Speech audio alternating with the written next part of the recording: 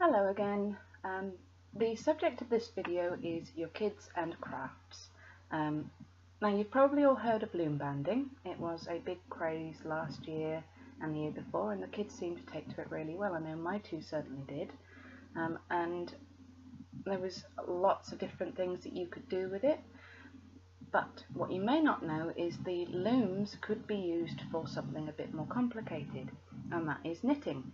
And they're very, very similar to the old style knitting dolls. So I'm going to show you how to do that and what you can do with them. So I will just show you how to set this up.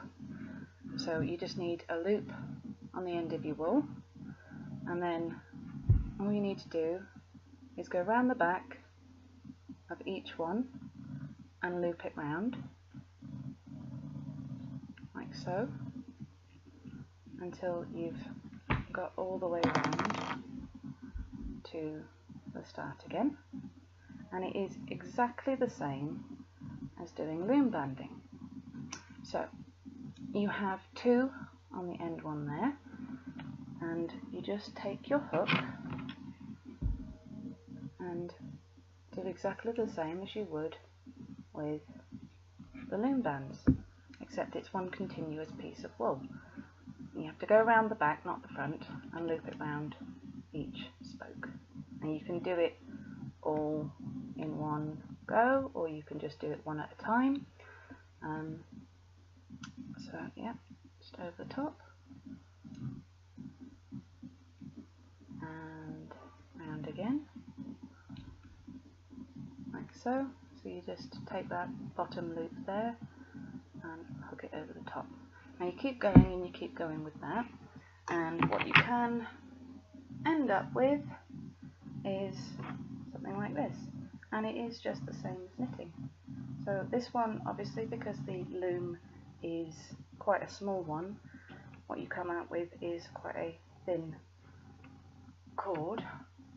But what my daughter has done, I can't find the scarf that my youngest made, but what you can do is you can join up the cords to make double the width and add a couple of little tassels on the end, and it's just this tiny little scarf. You can obviously make them longer, but it's just a fun little thing for them to do. And there's all sorts of things that you can make with them, and this loom, for example, will produce a very, very small thin cord, and if you make really, really long ones of those, what you can do is placemats. They can loop them, spiral them round on a bit of felt, and then you glue them or stitch them, and that'll be a nice little placemat or a coaster.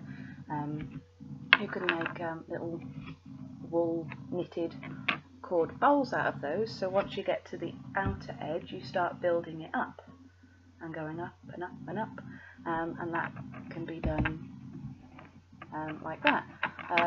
So once they've mastered these small ones, if they're really interested in it, you can get them some bigger looms like this. Now this one will make a scarf, a proper long scarf, quite a wide one, and it will be like this one.